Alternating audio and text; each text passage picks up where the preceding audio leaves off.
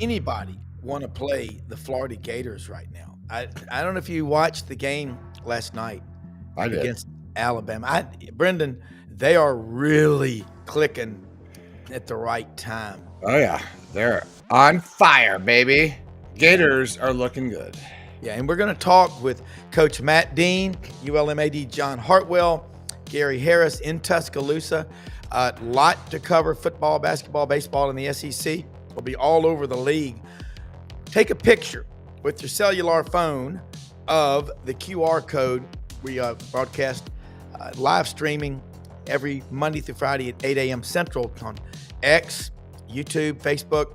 But you can watch us anytime you want to. Just let me. That's 9 a.m. Eastern. For 9 a.m. Eastern. East Coast, because you guys, you forget we're not in Memphis. Yeah, and I have my watch set on Eastern time because you are in Eastern time. I just keep it that way. Plus, I don't know how to do it, so I'm always on an hour ahead. True. Yeah. But Brendan, if they don't watch it live, you can catch it, and then Brendan will put reels up on Instagram and all the social media platforms. So a lot to talk about today. God, it's March Madness. This is the last weekend of the regular season. We'll cover that. I think that the story right now, who are the teams that are peaking at the right time? Tennessee goes down in Oxford last night. Ole Miss, after just looking like they were dead, comes back and beats Tennessee, who's number 4 or 5 in the country, with now 5 losses in the SEC, or is that? Tennessee's doing what Tennessee does best. They start strong and then they can't finish. Yeah. I tell you what, we need to get football and basketball are up there these days. Yes. You got to pace yourself. That is the key. So let's bring in. And we got spring practice that just started today. University of Florida Gators begin their spring practice today. So that starts today. So Florida's in spring. So we're going to see some of that. We got spring baseball. And what did even women's basketball didn't Tennessee, Texas, women's Texas, they won. They clinched last night, I believe. Texas women's Texas basketball. I think they clinched the SEC last night. So I have to look that up. But yeah, trying to keep up with all the scores and highlights these days. No, there's a lot happening, man. So let's bring in Coach Matt Dean, John Hartwell, down on 30A in LA, as they call it, Lower Alabama. Guys, this is an intense time of year. John, you're looking for a coach. We're all looking for our favorite teams, the SEC. Just give me the SEC to do well. Matt, Doug Dean texted something really good on a group text this morning, our good friend, and he'll be on the show tomorrow. And he said, we got to get away from this football mentality of every loss is crushing. Right. It's basketball. And he said, you had a quick turnaround. A lot of Auburn fans are, and I know I'm critical. I look at trends, but basketball is a much quicker turnaround. You might have 3 games in a week. So you've coached it. You live it. Teach us. Yeah, good morning, guys. I just don't get as consumed about an Auburn loss to a Texas A&M team that's trying to regroup and find their identity again after clinching the regular season title. I'm not saying there shouldn't be, some concern. I know Bruce Pearl expressed that post-game, but the reality of the situation is this. They're 27-3. They're the best team in the country, and they play in the best league historically, I think, top to bottom in the country. So there's going to be nights like that. I think more of the emphasis from what I took out last night was 2 things. I thought Florida was exceptional again. I think they deserve to be a 1 seed in the NCAA tournament. I also thought that Ole Miss, I think first time in school history, they beat 2 AP top 5 teams in the same season. And if I'm Tennessee, I'm not that concerned. I wasn't going to win the regular season SEC. I'm not concerned if I don't win the SEC tournament. Tennessee has got a really good defense, guys. And in the NCAA tournament, they're going to be a tough out. I just think the SEC, look at what Arkansas did the other night at Vandy, which has been a really tough place to play this year. Arkansas went in there, controlled that game for 40 minutes. I think Arkansas, if they win their last, I think they play Mississippi State in the last game for regular season and win a game or 2 in the SEC. I think Arkansas is going to be in. So really looking forward to the NCAA selection Sunday. I've heard 12 or 13 teams, guys, that we're going to get in. That's just really that's record breaking. Well, Oakley McFerrin, our intern yesterday, he picks 13. Yeah. And we think 2 to the NIT. Coach John Brady was on with us, and he said, yeah, either LSU or South Carolina, I don't think we'll make either tournament, one of those two. But right. Look, John Hartwell, this time of year, these conference tournaments in the Sun Belt are huge because that might be your only bid to get to the tournament. But you also sent me a stat that it's worth noting about improvement in recruiting year over year. What makes March Madness such a great, the tournament so appealing to people is all these Horatio Alger underdog type stories. And I love underdogs. Hell, we're Americans, man. I'm Scotch-Irish. We were underdogs, had a bad potato crop, ended up over here. Yeah, I got to watch a little bit last night of the second half of Ole Miss and Tennessee, and you talk about a war. Tennessee was up 8, about midway through the second half, and what's the kid's name? Wakefield from Ole Miss can absolutely play. But you're right. They're the SEC. I do think it's probably going to be somewhere between 12 to 14 teams. I know Oklahoma had a nice win this week, and they're back in the conversation. It's hard to believe they're in the conversation, and they're 5-12 in the league or something like that. Yeah.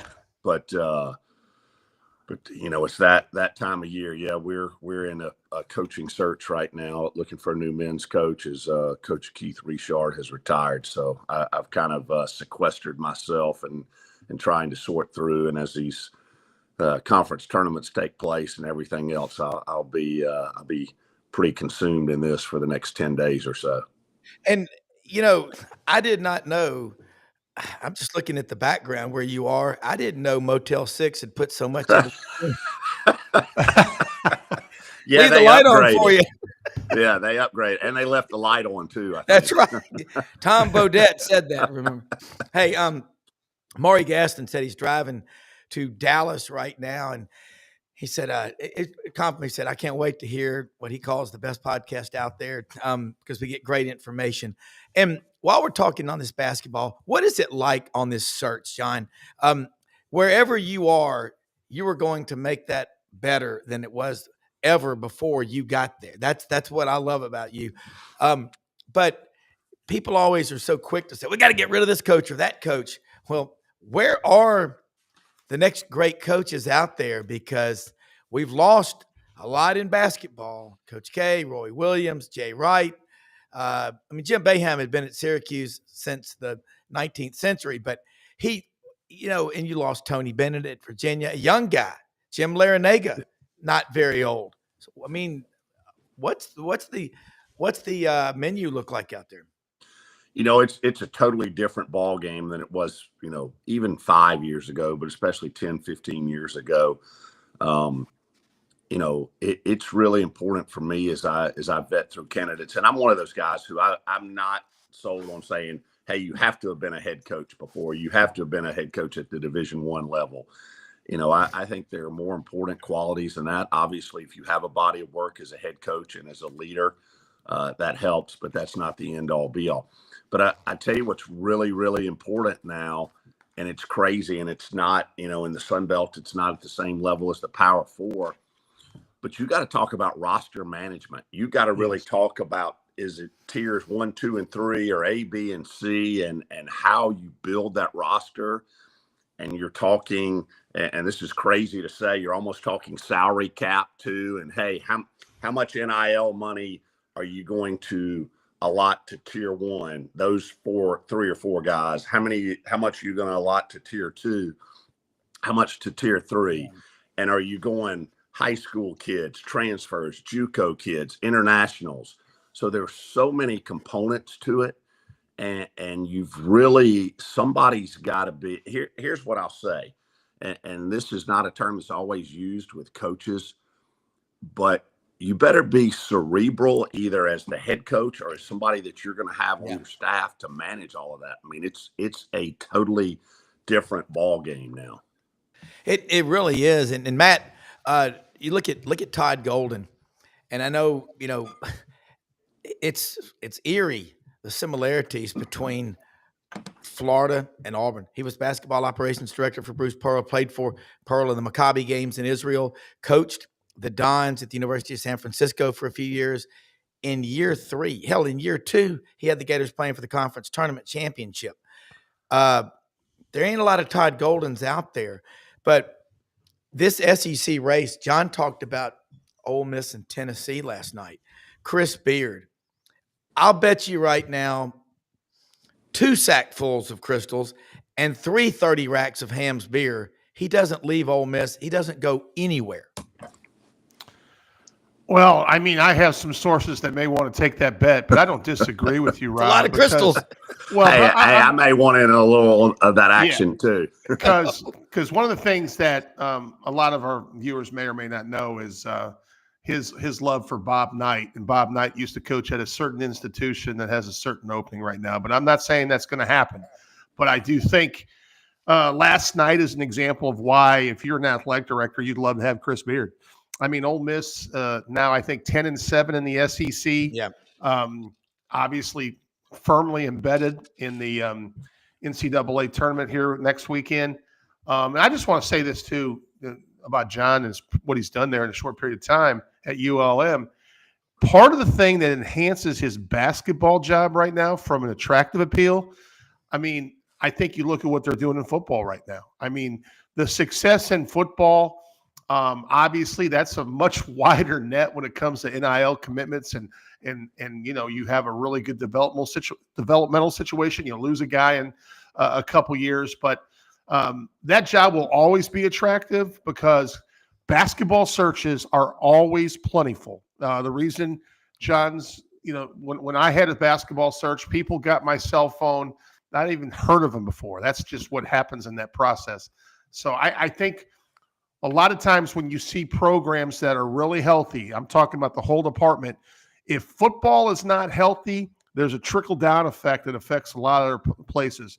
And what John's been able to do in a short period of time is get football a lot healthier at ULM, and it's going to make the basketball search for him probably harder because he's going to probably have a lot of talented candidates. But at the end, if those two are clicking, everything else kind of falls in place, I think, John.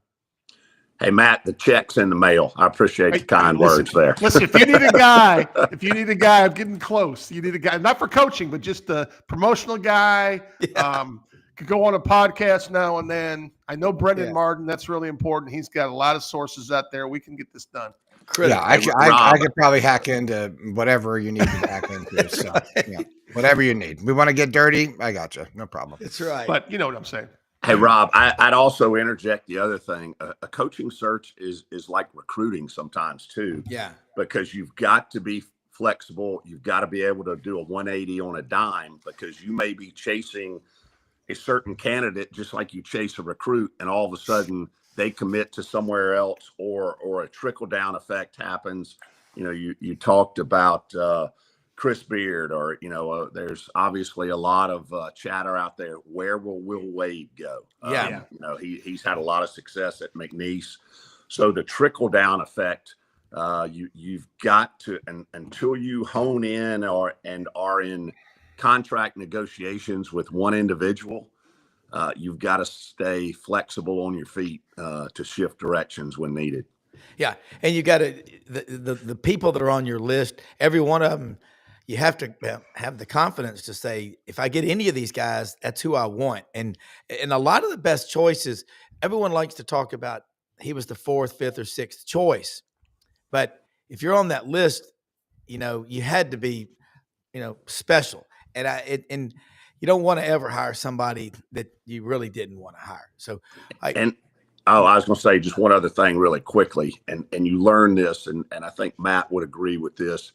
You learn this with, I won't necessarily say with age, but with experience. Yeah. It's a hell of a lot more important to win games than it is to win the press conference. I mean, you want to make a splash with your hire, but if you make a splash in the press conference and you don't win games, that press conference doesn't mean anything. Yeah, that's a great point. And I looking now at where we are, basketball. People are saying, I heard Jay Billis, SEC best conference, the best year, best season ever, maybe for a basketball conference, and the cannibalization, guys. Tennessee, down goes Tennessee, and down goes Alabama. Well, those guys were number one seed talk, and now I don't think anybody wants to play Florida. They're clicking, and they got big guys. I mean, John Hartwell at 6'7". Think about that. Alex Condon, what an athlete. I mean, those design plays, Matt, what are they called? They kept getting the ball into him against Alabama last night. Alley-oop, slam dunk, whatever. But that's a designed play, some kind of a set. That was executed to perfection. Now, one of the things that I think Florida does really well, and I think their bigs do this really well, is I think they run the floor. John being probably a power forward at some point in his career. I'm just guessing. A lot of times what we try to do is we want to get our 4 or 5. If our 5 rebound the ball, we want our 4 sprinting down the floor. If you can beat your man down the floor and get an easy look, that's the best kind of offense you get, guys, is just transition, push it. Then we'll get into our secondary. But the thing about Florida, man, they got great guard play. They got great size, and they are well coached. And I'm just telling you, there's 68 teams, I believe, in this tournament. If we get 13 in the SEC, that's 20% of the field, guys. Yeah. Are you kidding me? I mean, it's amazing. So, I don't think I'd want to play. I'm going to tell you something. We've always said, like, the 1 seed has to play the winner, the 8-9 winner. There's going to be some really good 8-9 seeds. I'll tell you, here in Memphis, where I'm located right now, Coach Hardaway, Penny's done a great job this year. And it goes back to John's point. It's really roster management. Penny has probably done the best job of vetting the group he brought in. It may not have the highest stars or the fanciest dudes, but, man, when they are clicking, they are a legit team that you don't want to play. Now, conversely, the other night, at UTSA, they almost blew a game late because they had 22 turnovers. So they have some kryptonite. But if you look at early on what he did, he scheduled a lot of really competitive games. And it's really helped his basketball team. And, I think as we get into the tournament, Florida is someone that is not going to back away with different styles of matchups. What happens is, and the knock on Tennessee a lot of times is, they're great defensively, but if they don't make shots, I agree. But you know what? Basketball is a game of making shots. It's a making shot business. You can say that about a lot of teams. If you don't make shots, you put yourself in a position where you have to do something else really extraordinary. And the thing about Florida is if you're getting easy offense, that helps you when you are not making shots from the perimeter. And going back to your point, Rob, they got so much size and their bigs run the floor well and they're well coached. I mean, they are battle tested. They are battle tested. And you look at the work. Like, I watched San Francisco play the other night late because I got nothing going on except watching these basketball games. What Golden has left at San Francisco, they're still a really fine basketball team. So going back to John's initial point, if I was looking for a coach right now, I think we can figure out the X's and O's over time as a head coach. But if I can manage the roster, I can be a closer. The one thing I always felt like my ability as a coach, even as an assistant coach, you get me in the room with the student athlete and their families, I can give you an outline why we have a great vision, a great plan for you to play for us. And if I get you on the roster, one of the things we're selling, guys, even at the Division III level right now is, hey, we're going to recruit up knowing that if we get you on the floor and you get taped, you might leave us. But that's okay. We'll find someone else to do it for 2 years, right? And getting back to John's point, you have to have roster management.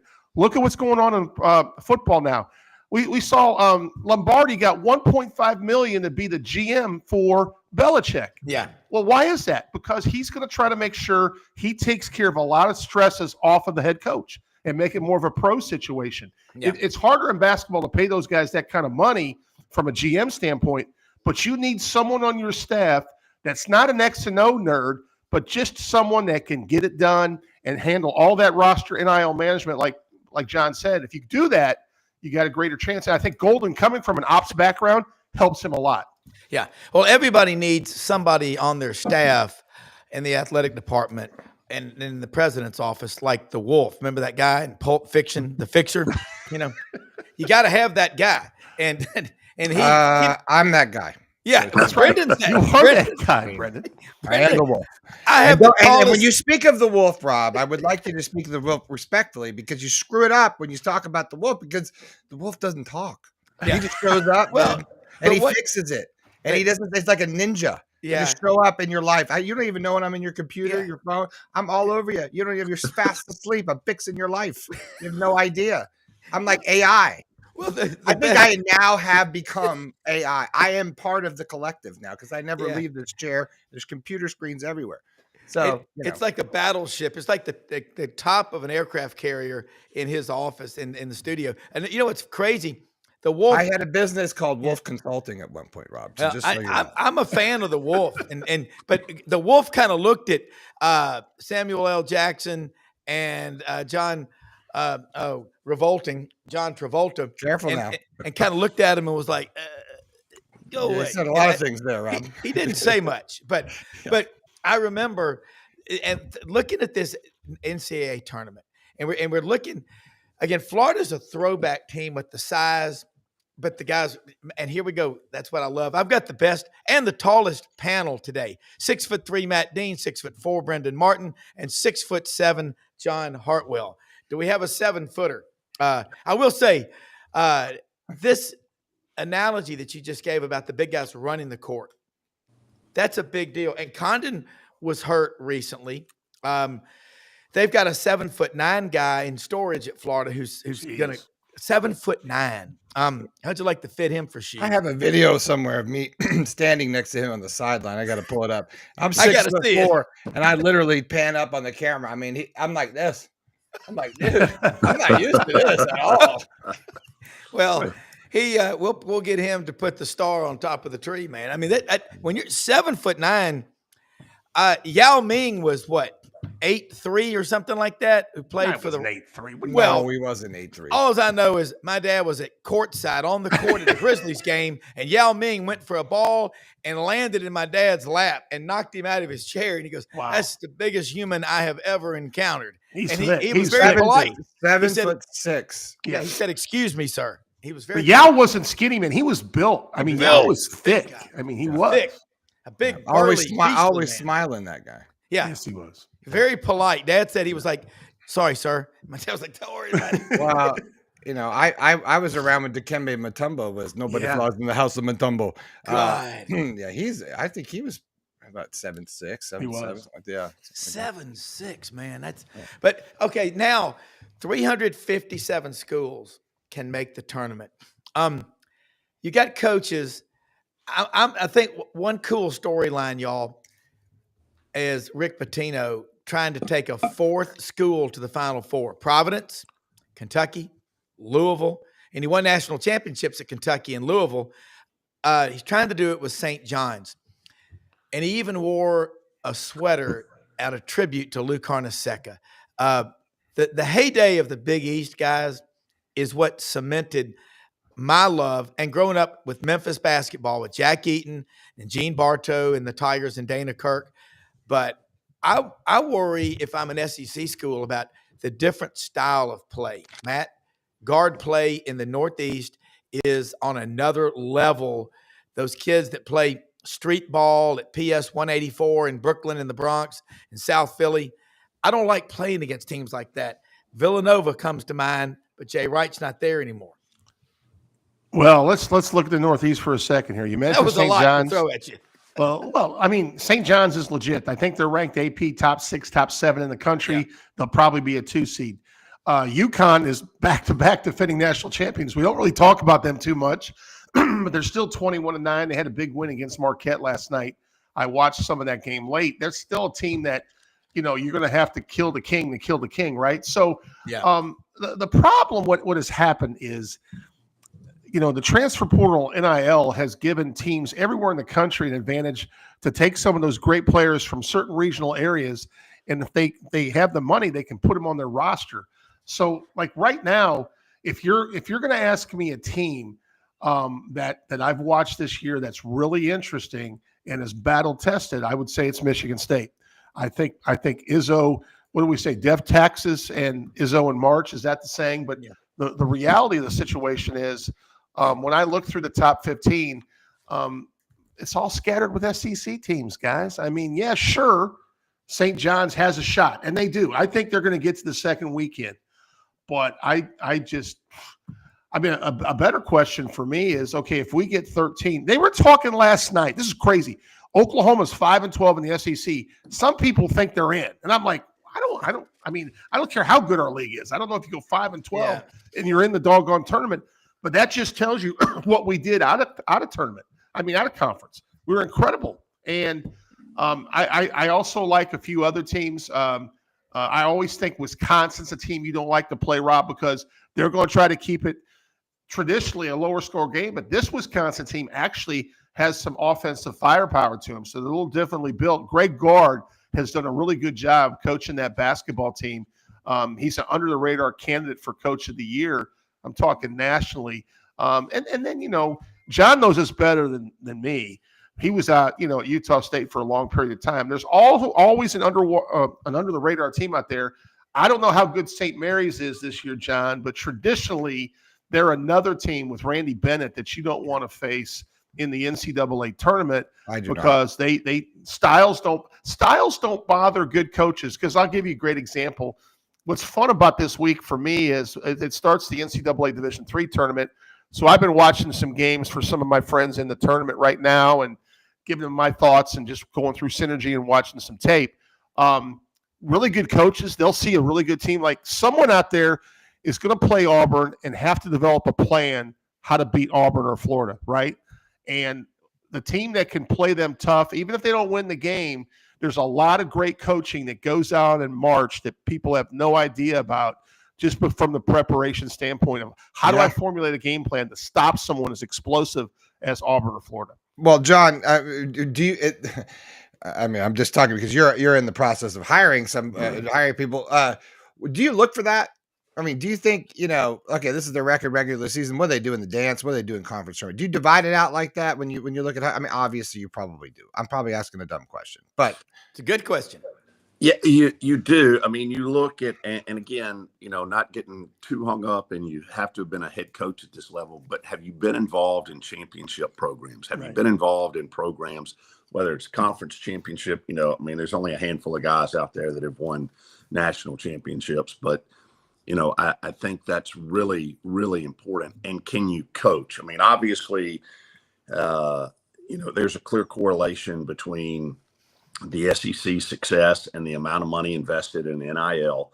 But at the end of the day, when you have talent facing talent, who can coach? And, going back to Matt's analogy, when the NCAA tournament seedings are done, and, when you're looking at potential second round matches, because that's really, a place where the rubber meets the road. There's always a couple of first round upsets, but that second round, and if I'm a Florida or I'm a Auburn and I see Clayton as a second round pick, I mean, again, that's a team of veteran guys, a guy who can coach.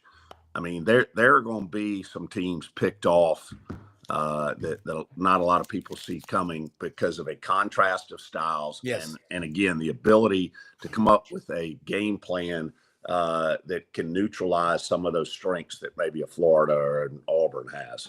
Yeah, and the Blue Jays in Clayton out in Omaha, exactly. I always remember Benoit Benjamin, another giant of a player that played out there. But 357, that's a lot more to be concerned with than 134 Division I football teams that are eligible to make the 12-team playoff. Let me say something real quick before Gary Harris checks in from Tuscaloosa. The great folks in Athens, Alabama at Winter Timber Outdoors. Proud to have them on board. They are located in Athens, but they're going to be coming to an SEC town near you soon. They've got a store under construction in Auburn right now. Everything that you want for all your shooting sports. It is turkey season, people. Get your slate calls, your box calls, and your targets. Mark Ham came over to the hunting club over the weekend, was out there blasting 3.5 copper-plated number 5 leads at turkey silhouettes, and he did a very good job. But all your camo patterns, your ground blinds, everything that you need to be geared up for turkey hunting. And remember, it ain't the arrow, it's the Indian. You still got to know what you're doing when you're out there, and talk to them about the right choke tubes, everything that you need, all the gear necessary. It's important. And a staff that knows what they're doing, over 2,000 shotguns, rifles, and handguns in the store. Kenny Winter, COO, Dylan Monroe, great people to work with. And again, big plans of growth in the Southeastern Conference footprint. And I love Brendan. I think Brendan's question was right. And I'm going to kind of hop on top of that too. I go back and look at these coaches that do get hot in March Madness. Stan Heath comes to mind. John Pelfrey's another one. Arkansas makes those kind of hires and they don't get the job done. And it's like, all it takes is, you have an off day in the tournament. And John, you're right. Clayton, you hate, and UConn, because Danny Hurley, say what you want about the guy. I love him. I love people that are that competitive. I think one of y'all said a few weeks ago, nobody wants to play them if they're an 8 or they just don't want to play because they're like a great white shark. They can sense fear and they can taste blood in the water. I would not want to play UConn, guys, just because Danny Hurley's the coach. And also, what's the guy, McMurphy, whatever, that's been out, and he's been back the last few games, and it's been a huge difference. They're still the back-to-back national champions until somebody knocks them off. Well, I'll go ahead and take that. I agree. And I think the young man you were talking about, is it McNeely you're talking about? McNeely, yeah. Yes. And they actually have a Caravan as one of their really good shooters. They were up 1 last night late, 20-some seconds on the clock, late in the shot clock possession, and Caravan from about 25 feet hit a dagger 3 that helped them beat Marquette, who's another really good team. Another team that we don't talk about a lot because we don't talk about ACC schools on here, but besides Duke, I think Clemson at 24-5. Clemson at 24-5 is a really good basketball team. They beat Duke earlier in the year. That was at Clemson. They're another team that you don't necessarily want to see. And then in the Big 12, obviously Texas Tech and Iowa State have had really solid years. The other night, BYU went into Ames, Iowa, and won in overtime against the Cyclones. They're another team that's probably going to be 8 or a 9 seed, I'm guessing, that you may not want to see. Yeah. You may not want to see BYU that second day. But, getting back to the overall coaching question, John hit on it. You want someone that has been a winner and has experienced, hopefully, playing or coaching on a championship level team. And it's no different when I recruit. Sometimes I may take the less talented kid that played on a championship level high school team as opposed to someone that is got maybe more measurables and more statistics from a team that has not won as much. I always have this quote, guys, every losing team has a leading scorer. Great. And it's true. I mean, there's going to be someone that's going to fill it up for a team that's getting beat 68-45 all the time. Someone's going to score 18 points, 6 rebounds, whatever. I may want the kid on the winning team that guarded for every minute of the game and that scored 8 points and had 6 rebounds because you know what? That kid's a winner. I mean, every losing team has a leading scorer. Well, I'd go back to a conversation I had with Coach E. Gordon Ellingsworth. 38 years of coaching. Went to Augustana College, Augustana up in Illinois.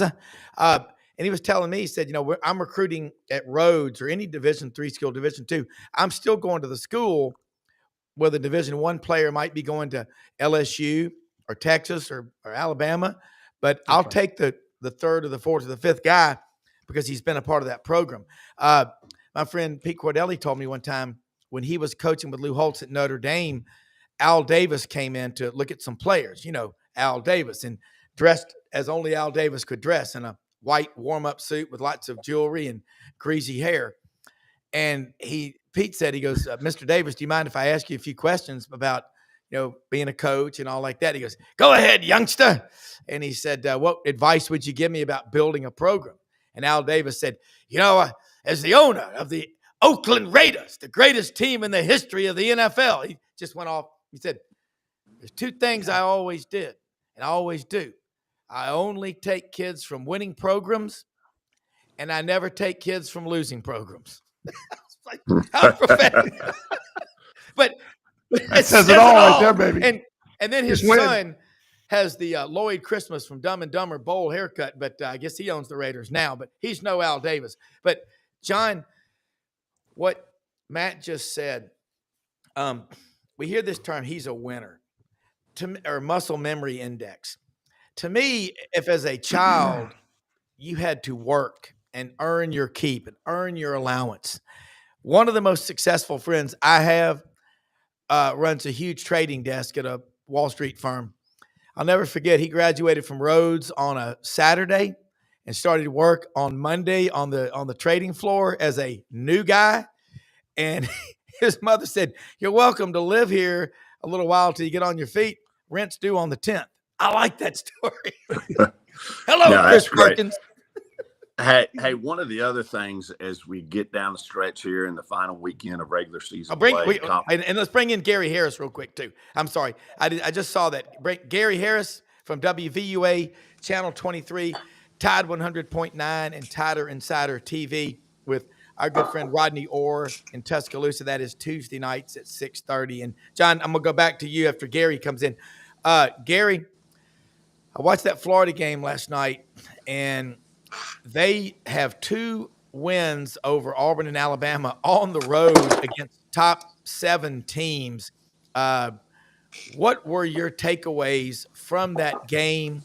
And, Matt talked about Alabama in the tournament.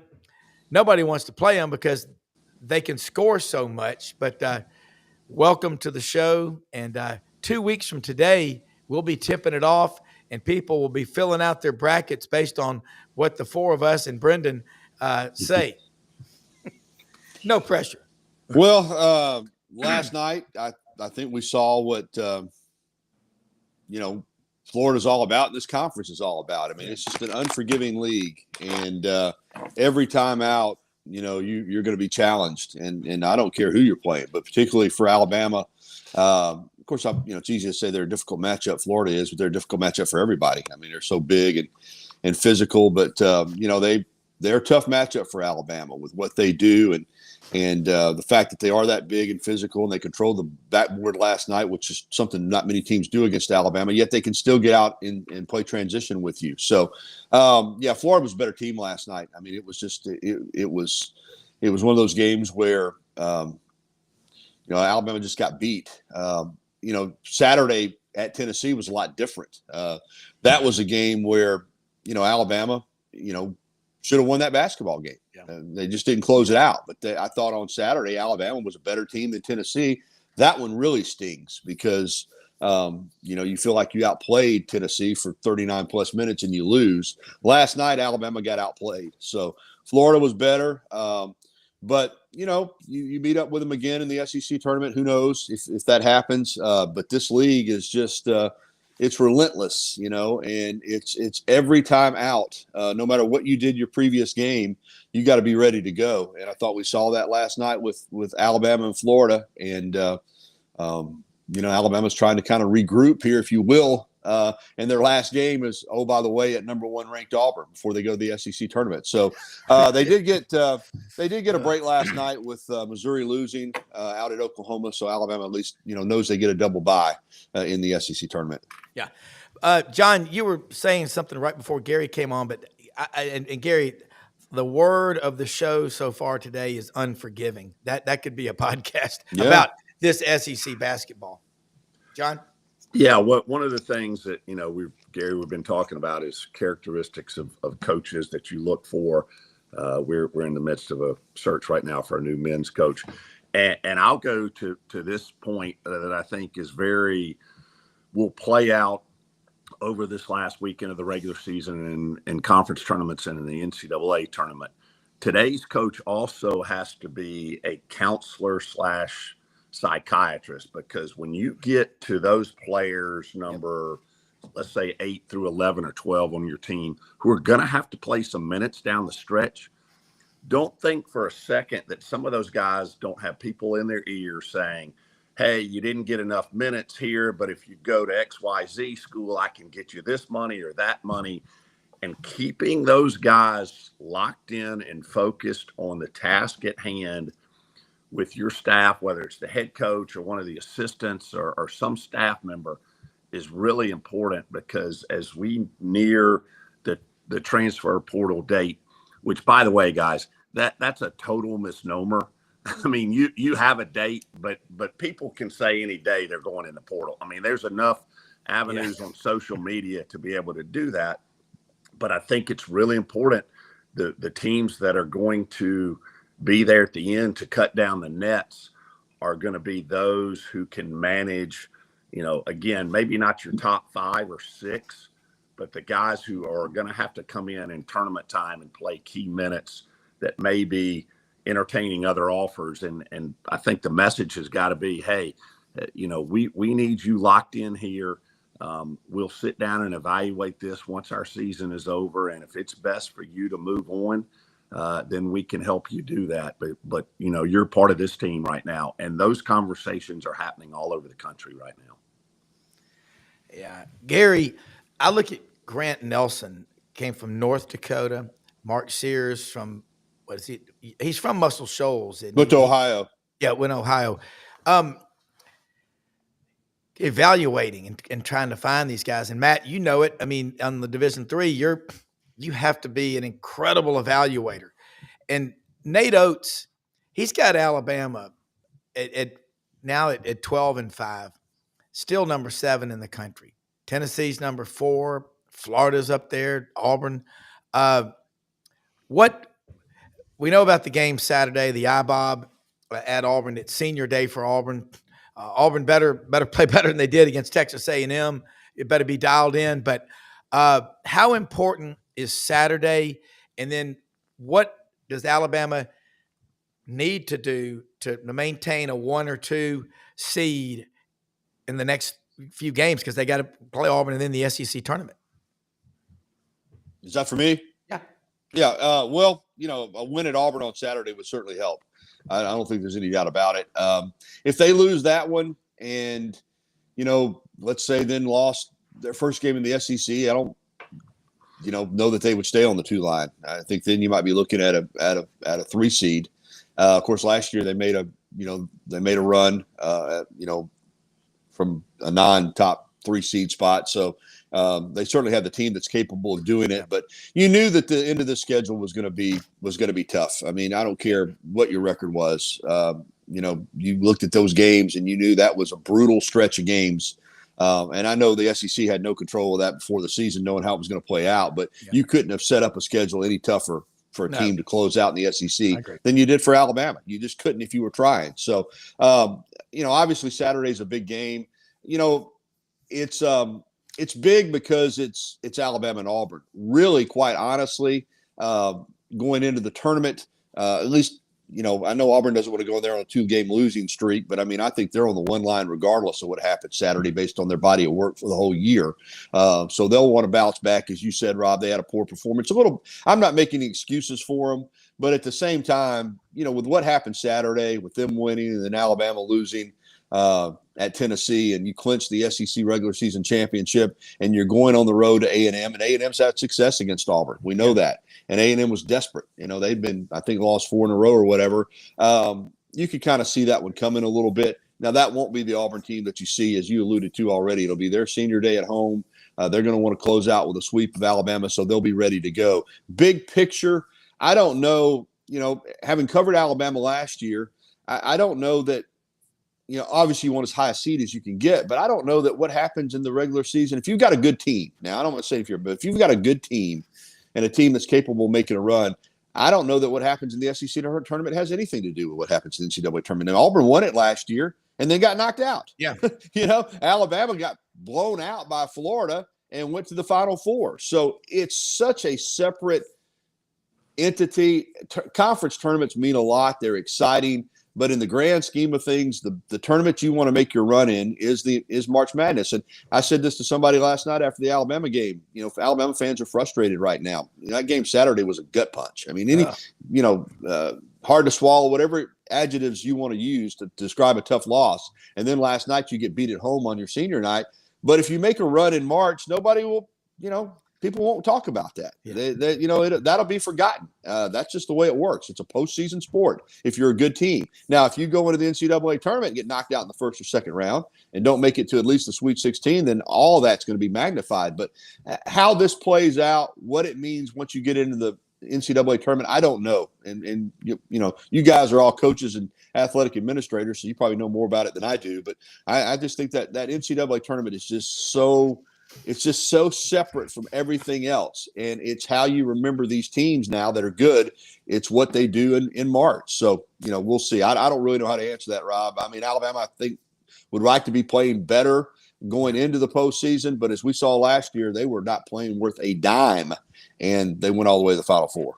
Look, I watched the most of Goodfellas last night. Matt, how do you forget about it in a loss? Because and Doug Dean – a huge part of our show on the team with us, said we got to get away from this football mentality, Matt, in basketball because you've got quick turnarounds. But kind of dovetail off of what Gary Harris just said because he's on fire today.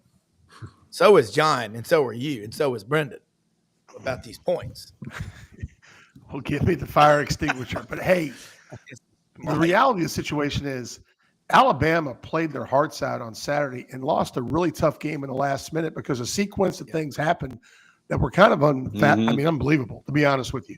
So you lose that game. Is there a lingering effect? I thought it was more about how Florida played last night than how Alabama played. That's just my coaching perspective. I thought Florida played really well. But Alabama's going to be a 2 seed in the NCAA tournament, regardless of what happens in the SEC tournament. I got to believe whatever that 2-7 game is in the NCAA tournament that gets them to the Sweet 16, Alabama's going to be favored in that game, in my opinion, and they should be in the Sweet 16. I'm knocking on wood as I say that, Gary. But the reality is from here on out, a lot of things can happen. And I think Florida last night solidified the SEC second 1 seed. It's going to be Auburn and Florida, in my opinion. The question now is, will Duke become the overall 1 seed if Auburn doesn't win against Alabama? I mean, that could happen. You could be a one-line team, but Duke could be the one overall, which I don't think that truly matters a ton. And then I'll tell you, I think you look at Houston is probably another 1 seed. So I'm thinking Auburn, Duke, Houston, Florida, Alabama, and Tennessee are 2 seeds, in my opinion. But any one of them, like even A&M that we saw last night, A&M can make a really deep run in this tournament because you know what they got, guys? They got toughness. And when I coach teams, it wasn't always pretty. We didn't always shoot the ball well, but we didn't turn it over and we guarded. If you do those 2 things, you get more possessions than your opponent, and you're not afraid to play 40 minutes and get over ball screens and those little things that matter. You can beat anyone, especially if you have athletes on the floor. Yeah. Gary, before you got on, I still think Michigan State and Clemson and St. John's are some other teams that will be discussed on that 2 line. Clemson's probably a 3 line, I thought 3 seed, to be honest with you. But I think St. John's and Michigan State will probably 2s. And then Iowa State and Texas Tech are really good ball teams. But look at Iowa State. They've kind of faltered a little bit too lately. They lost at home to a really good BYU team the other night. And guys, I know this is non-related, but 2 weeks ago, I watched BYU at home just destroy Kansas. I mean, just literally destroy Kansas. And then the other night, I saw Kansas take Houston down to the wire. So coaching matters. I think because the Tide did what they did last year in the NCAA tournament, I think they're prepared to make another deep run. I trust. Well, look at the teams, the Blue Bloods that were ranked in the preseason polls that are not ranked anymore. Baylor, North Carolina, Gonzaga. There's other ones that I'm not mentioning, but God, John, you look at how big the tournament is. Gary talks about in the SEC. I don't know. Alabama last year gets blown out in the first game against Florida, goes to the Final Four. But in your league, in the Sun Belt, it's the biggest thing going, I would think. Yeah, because we're one big league, and right. we made a change in the format this year to kind of mirror what the West Coast Conference is doing. The 2 top seeds get a bye all the way until the semifinals. So South Alabama and Arkansas State, got byes that far. And speaking of Alabama, obviously there's an Alabama style of play flavor at Arkansas State. Their guy was an assistant under Nate Oates for a while and has done a tremendous job. So unfortunately, we lost yesterday in an early round. And, our tournament is a week early. So actually the championship games for the Sun Belt will be on ESPN on Monday night from Pensacola. And by the way, I'll just have to say this because I know there's some listeners in Pensacola. Pensacola does a great job with our tournament, host our men's and women's tournament. They do a great job with it there at the Pensacola Civic Center. Yeah. How can you go wrong? You're at the beach. I mean, that's a win-win.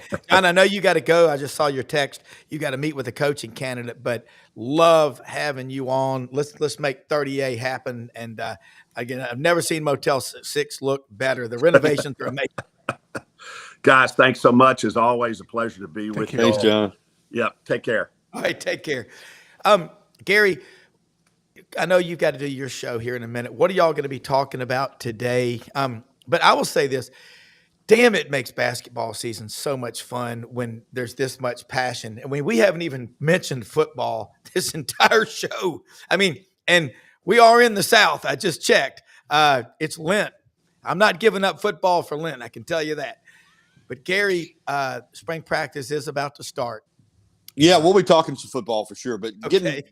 but basketball is the dominant topic right now. And one thing I want to say too about Alabama and the rest of the SEC, because and there are the good teams around the country. I never make that mistake of just thinking, I always say that in football. There's good football played elsewhere.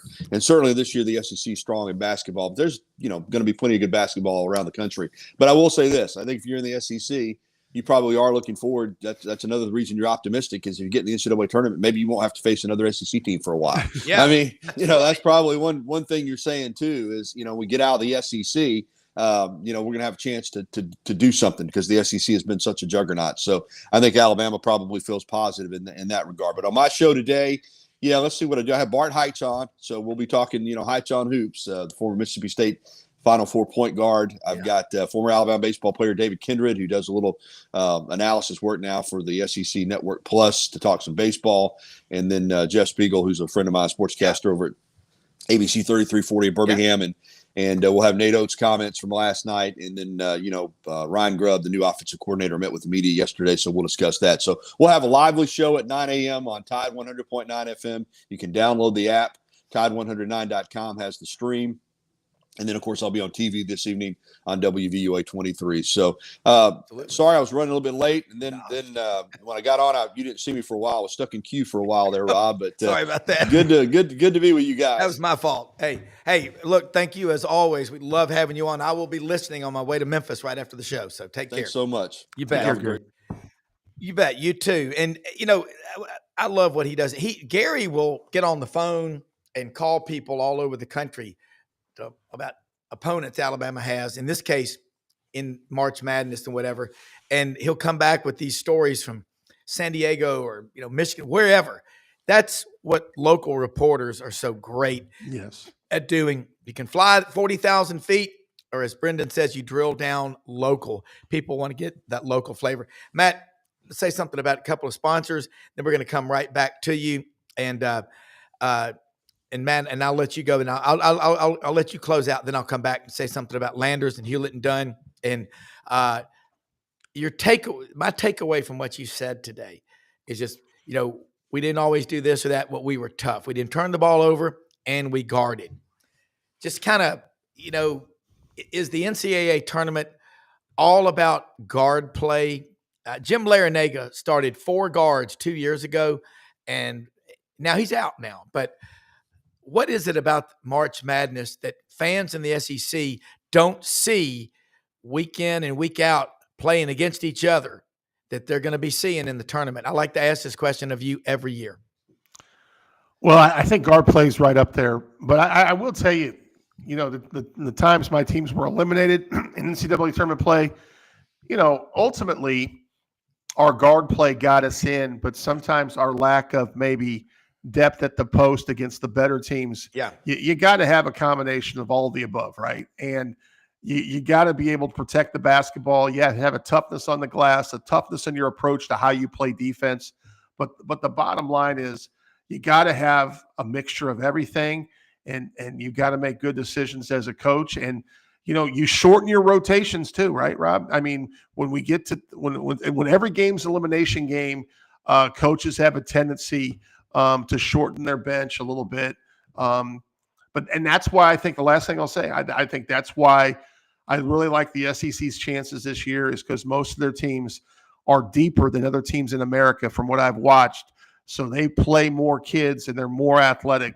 And I'm just really looking forward to it. But I think this is going to be a year where the conference success is going to translate over to NCAA success.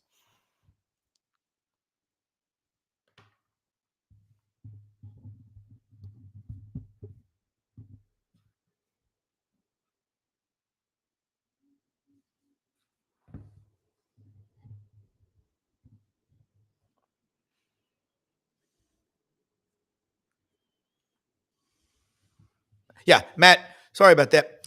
We're definitely going to be getting you on more and more, especially on AU Undercover, our show with Ronnie Sanders.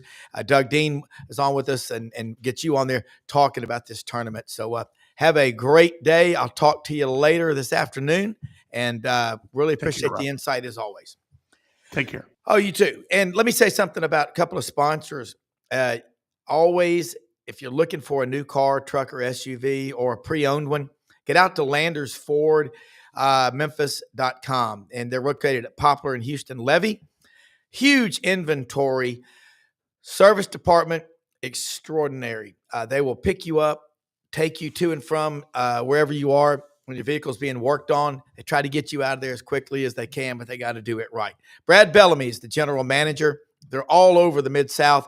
They're at Houston High School. The stadium's named Landers Field. Collierville High School. Christian Brothers High School. Tom Nick Stadium, Landers Field. It's huge, the commitment that they put into the Mid-South. And if you get online, find a vehicle that you like. We've got viewers that are watching us everywhere, literally coast to coast and everywhere in between.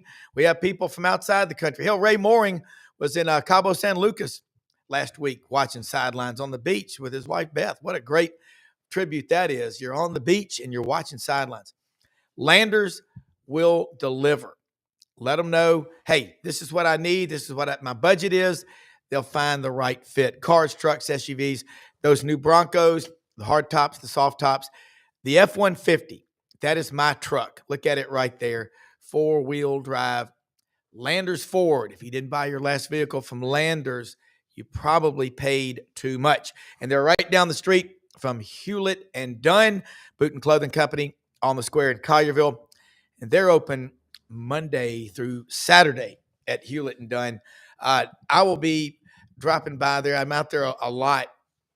They've got a 50% off sale going now, kind of closing out all the fall and winter clothes. And, man, I'm talking duck camp, Seeger rugged outdoor gear, Barber, Filson, Pendleton, Schaefer.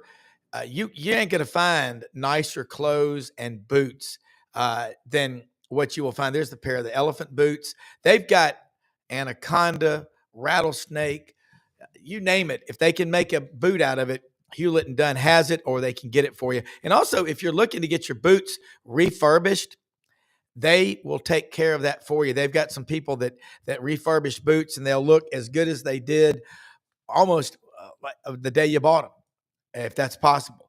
Great people to work with. Charles Hall, J.M. Huffman, Raven Carpenter, Eli, Lydia, Charles's wife, Laura.